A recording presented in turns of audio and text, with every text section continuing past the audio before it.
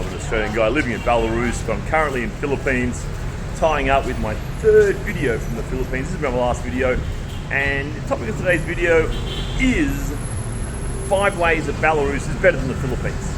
And this is like can be considered a broader thing of regional countries as well, but I'll be fairly specific for Minsk and Davao City. I mean, here they're similar sizes, so that kind of makes it useful to make a comparison.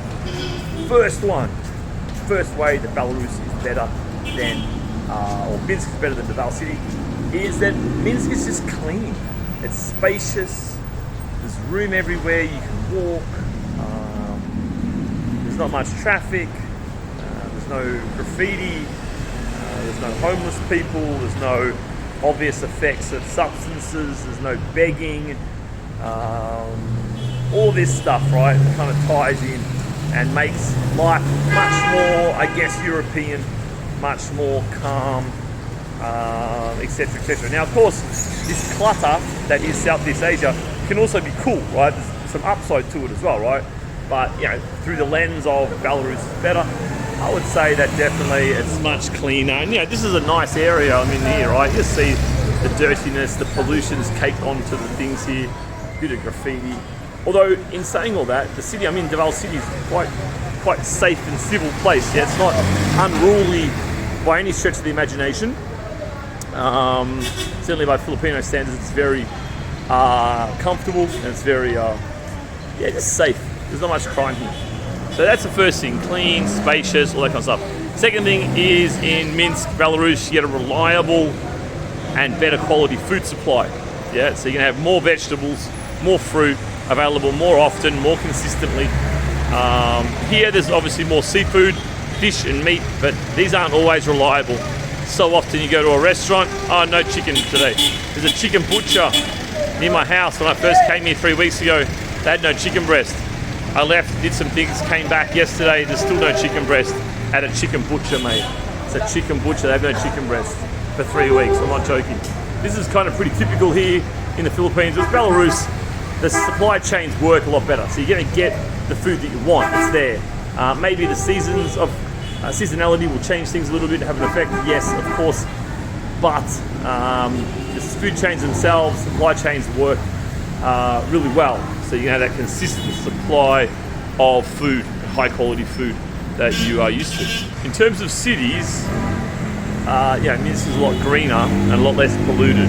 So this is about the only green things I've seen in the whole city, just here and here. The rest of it is pretty much concrete.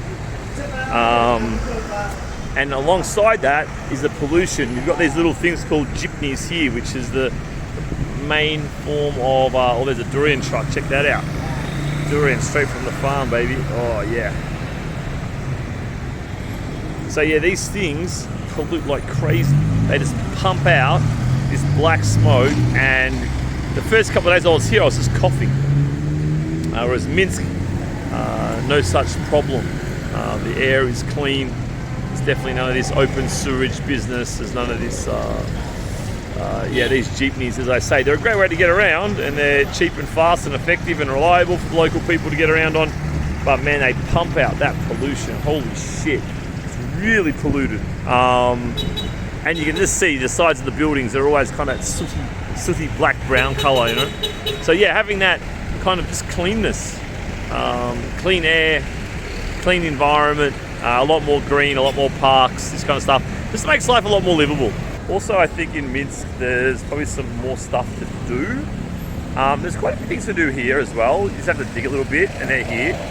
But I think in Belarus people create more events.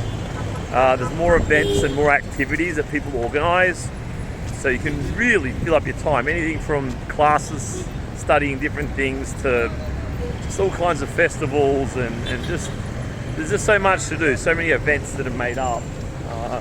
Here, a lot less so of that. There are some things here, definitely, to do, and definitely some festivals and whatever, but there's definitely not the mass marketed events like there are here, that there are in Belarus. In the Belarusian culture, it's really, people love to do these kind of things, and that is great because it gives you stuff to do, man.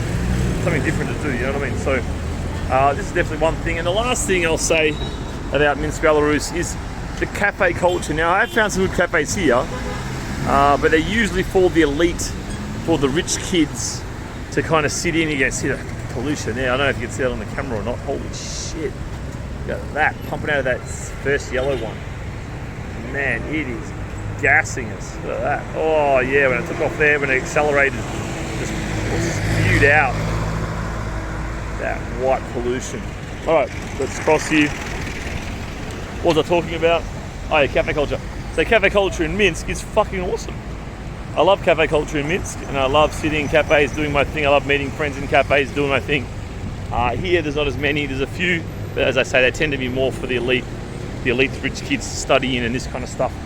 Where you can get some aircon, sit down, and pay way too much for a coffee. You pay for a coffee here often more than what you pay for a meal. You might pay maybe $2.50 US for a coffee, whereas you get a hell of a lot of meals, decent meals too, for less than that, right? So it's kind of funny like that. And they haven't got the same homely feel. Yeah, Minsk cafes are bloody homely. Like you really feel comfortable at home, nice, comfortable, well decorated. And I think this is a real great thing about Belarus. So there you go. There's, I think, 5 or 6 things in the end that are better about Belarus compared to Philippines. I also made a video saying things that are better in the Philippines compared to Belarus. Check that out if you're curious. And again, look, it's a bit specific to the Val, it's a bit specific to Minsk, but you can probably extend it with an 80% accuracy across most of Southeast Asia and most of Eastern Europe. Hope you enjoyed the video, guys. See you shortly.